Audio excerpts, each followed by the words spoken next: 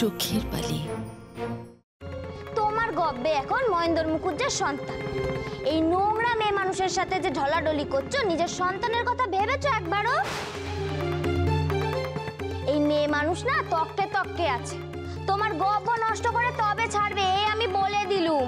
মুখুজ্জে পরিবারের বউ কবজি কেটে আত্মঘাতী হওয়ার চেষ্টা করেছে, এই খবর একবারে আগুনের মতো রটে যাবে। না না, হাসপাতালে ওকে কিছুতেই নিয়ে যাওয়া যাবে না, যা করার এই বাড়িতেই করতে হবে। আর একটু অপেক্ষা করতে পারলে না তুমি সুহাস? একটিবার আমার সাথে আড়ালে কথা বলতে পারলে না তুমি? আমি যে কি করে তোমাকে বোঝাবো যে কোন দোটানার মধ্যে পড়ে আমি এই বিয়েটা করতে বাধ্য হয়েছিলাম। ও সুহাস, তুমি বিশ্বাস করো, আমি যা করেছি সব তোমার কথা ভেবেই করেছি।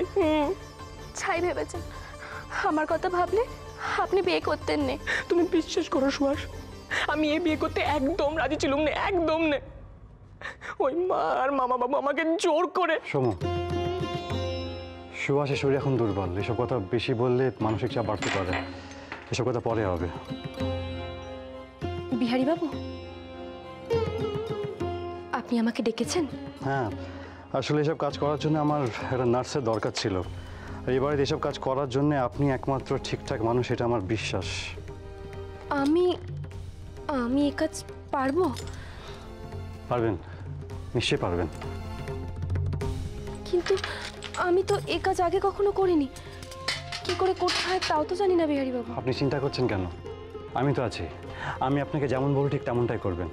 আপাতত এই গামলাতে গরম জল নিয়ে আসুন, এগুলো সব ধুয়ে মুছে স্টেরিলাইজ করতে হবে, আর তারপর সেলাই করতে হবে। কেমন? আমি যেমন বলবো ঠিক তেমনই করবেন। সত্যি বাবা, কি শান্তি, কি শান্তি। হ্যাঁ, বলি মইনের ঘাড়ে বন্দুক কানে রেখে কিরকম দাগালুম বলুন দেখি। জানেন তো, ওই একটা করতে না আমার একেবারে বেদম হাসি পাচ্ছিল, পেট ফেটে যাচ্ছিল হাসিতে। কি কষ্টে যে আমি নিজেকে সামলেছি বুঝলি ফুলু, কি বলবো। দেখুন ফুলুকে দেখুন, ওর জন্য কিন্তু আজকে সব একদম মাঠে মারা যাচ্ছিল। বলি মেয়েরাটা এতদিন ধরে আমার সঙ্গে রয়েছে, একটু একটা করতে শিখলো না।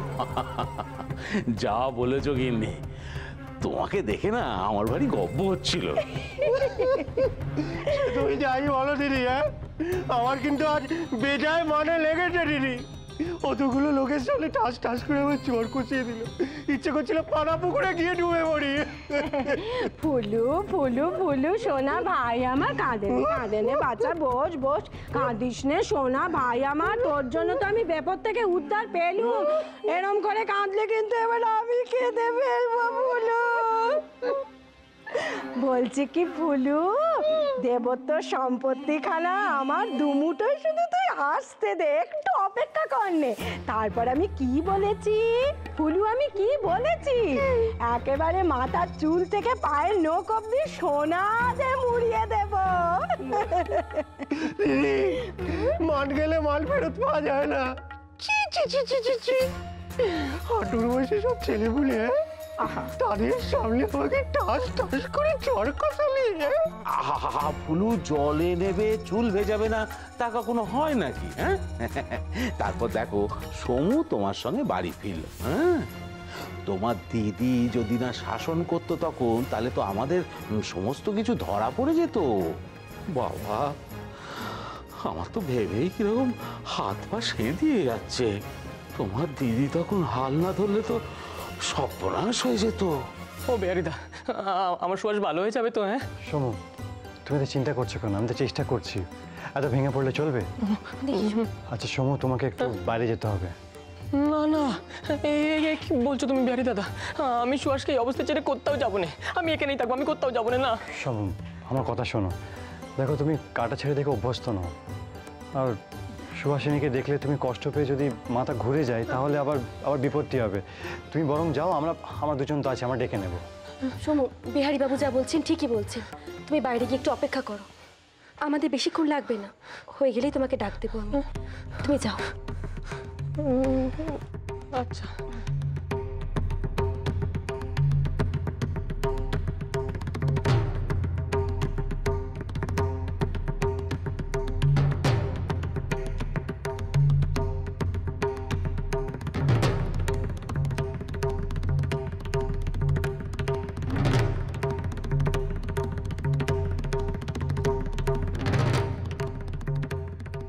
আমি আর পারছি না, খুব লাগছে। একটু সহ্য করো সুহাস, একটু সহ্য করো।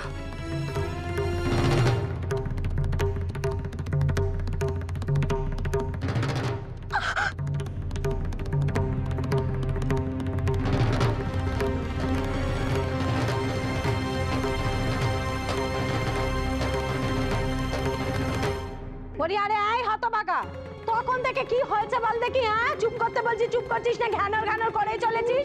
ভগবান তো তোর মতো 100 টাকা ঘিলু দেন নেকো। দুটো চড়ের বদলে যে পিঠখানা বাঁচলো সে হিসেবটা কে করবে? হ্যাঁ কে করবে? মইন যদি বুঝে যেত যে আমরাই সবকিছু ফোন দিয়ে এঁটেছি, তখন তখন কি হতো হতভাগা, কি হতো? ওই বউ নে আর ঘরে তুলতে হতো নে, বউ সমেত সব কটাকে একেবারে ঘাট ধরে রাস্তা বার করে দিত। তুমি কি ভাবছো? হ্যাঁ, তোমায় কেউ সন্দেহ করেনি? আলু ভাত করেছে। বড় গিন্নি, মেজো গিন্নি, বিনোদিনী সব সন্দেহের চোখে তোমার দিকে তাকিয়েছিল। সন্দেহের চোখে তোমার দিকে তাকিয়েছিল, তাতে আমার ভারী বয়ে গেল। ওই সন্দেহই সার, কিচ্ছু বেমান করতে পারবে না। কেন পারবে না ফুলু? বলি কার ছেলে বউনে ঘরে এলো? হ্যাঁ বলুন দেখি। আমার। কার ঘরে নাতি আসবে? আমার। দেবত্ব সম্পত্তি কে পাবে শেষে? কে কার হাতে আসবে? আমার। কিন্তু ওই বউকে ঘরে তোলার অনুমতি কে দিয়েছে? আমি দিইনি কো, দিয়েছে হচ্ছে গিয়ে মইন। কাজেই দোষ যদি কেউ করে থাকে তাহলে মইন করেছে, আমি নই কো।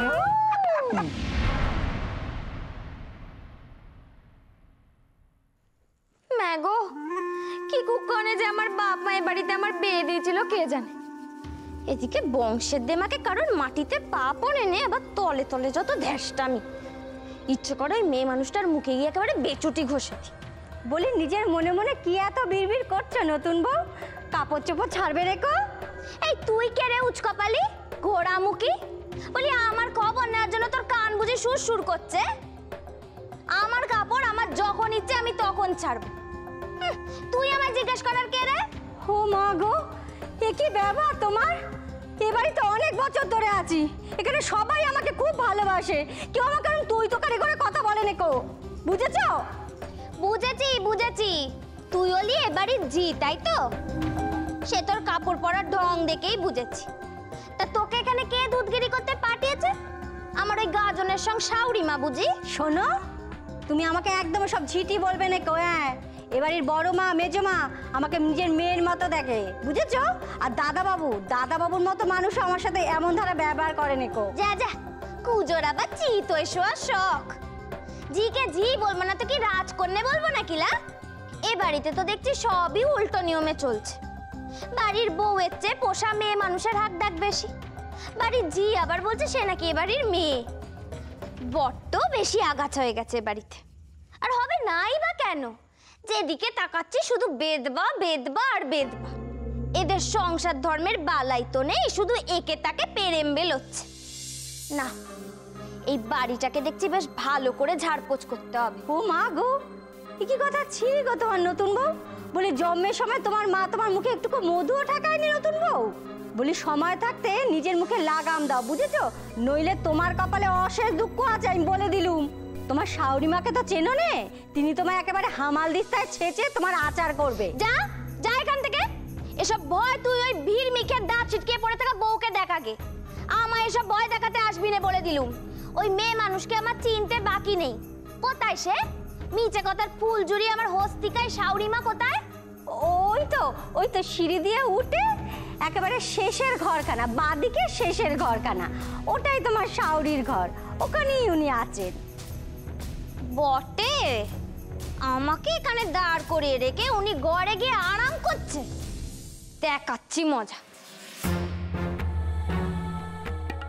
যাক বাবা, সব ভালোই ভালোই মিটে গেছে। হ্যাঁ, শেষ পর্যন্ত বাদ সাধলো ওই সমুর প্রথম পক্ষের বউ। বলো কি কাণ্ডটাই না ঘটে যেত। এই যে তুমি তো আবার ওই হাসপাতালে নিয়ে যেতেই দিলে না।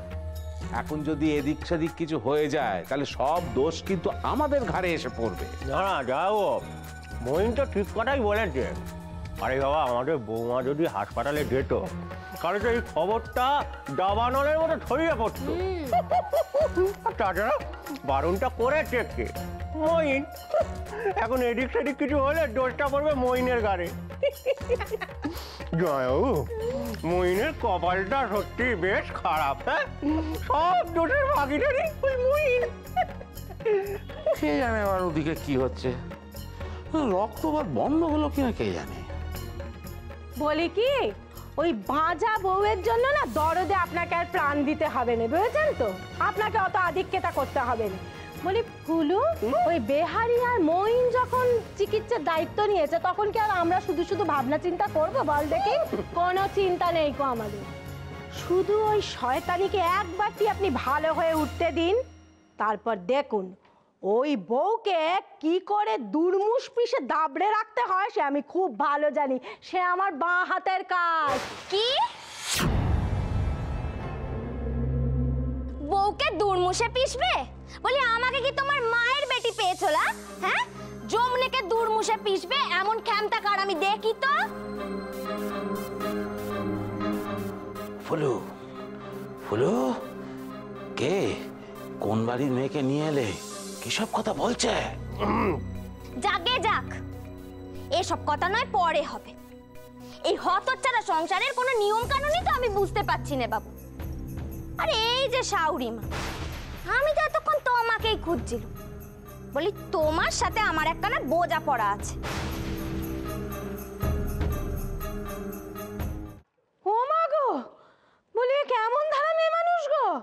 ফুলু, এ কোন জঞ্জাল তুই ঘরে নিয়ে এসে তুললি রে? খবরদার, একদম আমাকে জঞ্জাল বলবে না। আমাকে যে জঞ্জাল বলবে তার 14 গোষ্ঠী জঞ্জাল। আরে এই যে মামা বাবু, আপনি তো বলেছিলেন আমার বাবা মাকে এই বাড়ির সবার নাকি সোনার পালঙ্কে গা আর ওপর পালঙ্কে পা। এখন তো এখানে এসে দেখছি আমার শ্বশুর-শাশুড়িরা সব কেতাকানি জড়ানো বিক্রির দল। ওমা, বলি সবে বাড়িতে পা রেখেছি কি রাখিনি, তার এত কথা? হ্যাঁ, বলি কে তোমার এত কথা শুনবে শুনি? এখানে যদি থাকতে হয় না তাহলে আমার কথায় উঠতে হবে, বসতে হবে। এইসব বেয়াবানা আমি সহ্য করবো না।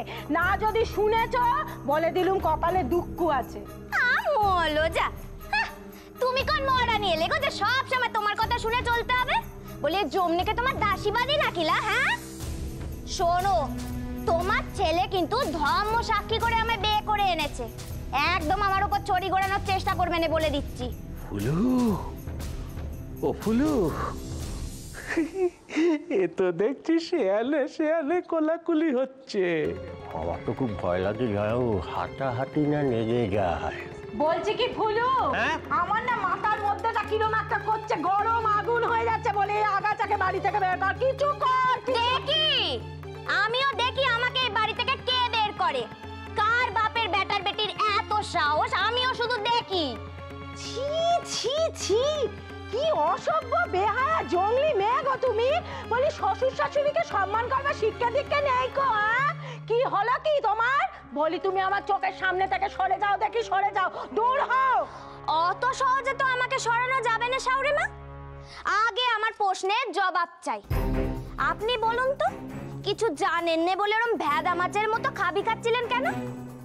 গাজনের সংসে যেরকম ঢং করছিলেন কেন? হ্যাঁ, যেন সব দোষ আপনার ছেলের আর আমার। তোমার এতখানি সাহস? হ্যাঁ, বলি তুমি তোমার শাউরির কাছে কৈফিয়ত চাইছো? ও ফুলু, ফুলু তুই কেমন বেজাত কুজাতের মেয়েরে ঘরে তুললি রে? বলি এ তো না আছে কোনো শিক্ষা দীক্ষা দেখছি, না আছে কোনো ভাষার ছিঁড়ি। ছি ছি, আর মরণ টুকুরি টুকুরি। তোমার যেন খুব শিক্ষা দীক্ষা আছে, ওই জন্য ছোট ছোট ছেলে মেয়েগুলোর সামনে এরকম যাত্রাপালা করছিলে।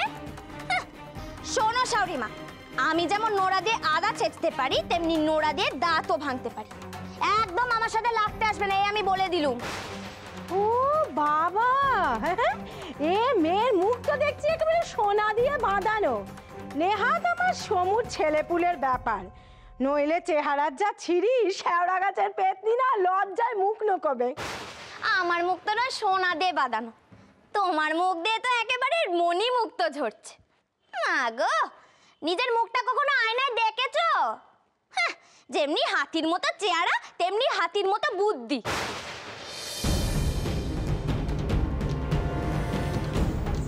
কি আমার এমন রূপ এমন বুদ্ধি, আমার নাকি হাতির মতো পুরো? কি বলছে কি? তোমার জিভ না আমি একেবারে টেনে ছিঁড়ে মাটিতে ফেলে দেবো। ছোট বউ, বর্দি, ও ছোট বউ, হ্যাঁ এ কি শুনলেন? সুহাস নাকি হাত টাত কেটে ফেলেছে। গো বর্দি, সেই নিয়েই তো এখানে আলোচনা হচ্ছে। বর্দি গো, ওই মেয়েটার একটা খোঁজ নেয়, এবার আমাদের দরকার গো। চলো বর্দি, চলো, বেহারির ঘরে সে আছে, চলো যাই। চলো তুমি, এগো এগো। এসো ছোট বউ, এসো। বিহারি ঠাকুরপো, আমাকে কেন বাঁচালেন? আমি যে আর বাঁচতে চাই না। ছি সুহাস, এ কিরকম কথা? মা বাবা কত কষ্ট করে তাদের সন্তান জন্ম দেন, তাদের লালন পালন করেন, আর তুমি একবার তাদের কথা ভাববে না? তুমি চোরের মতো কেন পালাবে? নিজের বিনোদিদিকে দেখো, কিভাবে সে কষ্ট করে লড়াই করে এখনো বেঁচে আছেন, তার থেকে শেখো। আর শোনো, এই কথা মন থেকে একদম বার করে দাও, ঠিক আছে? দিন, জল দিন, আমি হাতটা পরিষ্কার করে নিই।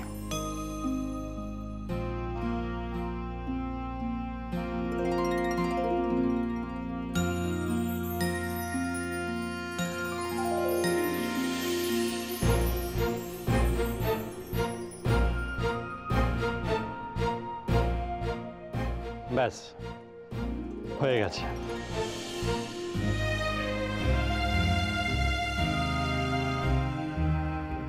বিনোদিনী দেবী, আমার হয়ে গেছে। মানে আমি আমি আসলে খেয়াল করিনি।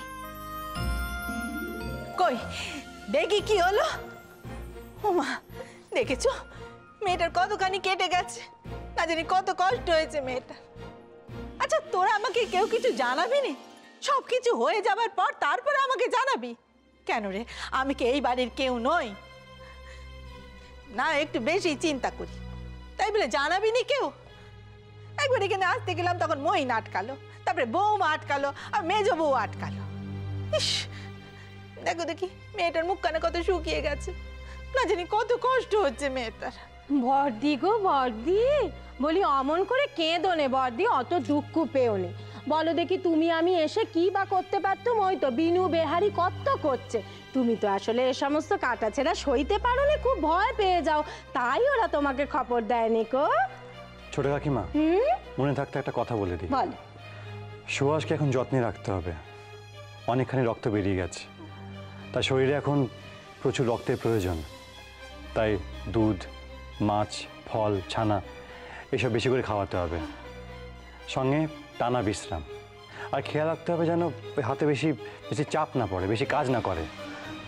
দেখো বাচ্চা, তুমি তো এই সেদিনের ছেলে, আমি এসব সব জানি, তোমার আর উপদেশ দিতে হবে না।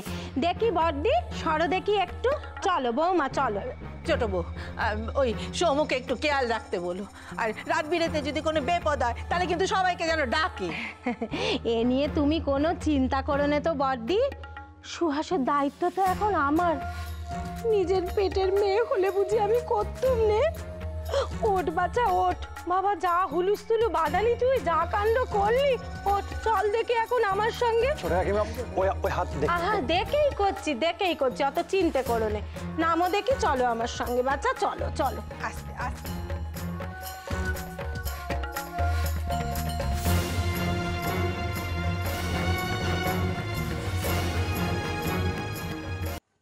আজ আমার জন্য সুহাসের এই অবস্থা, আর যা ঘটলো তার জন্য কখনো আমি নিজেকে ক্ষমা করতে পারবো না, কখনো না।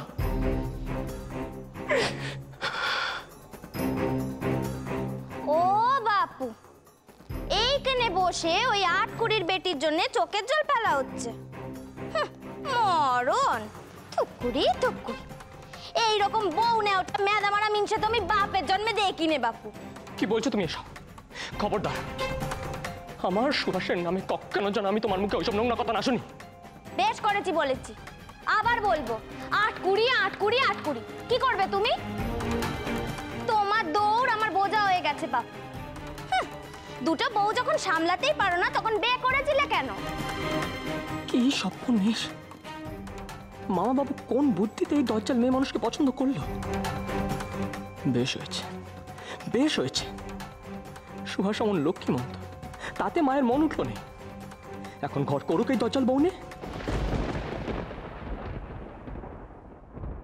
কি হলো কি? অমন ড্যাব ড্যাব করে তাকিয়ে আছো যে?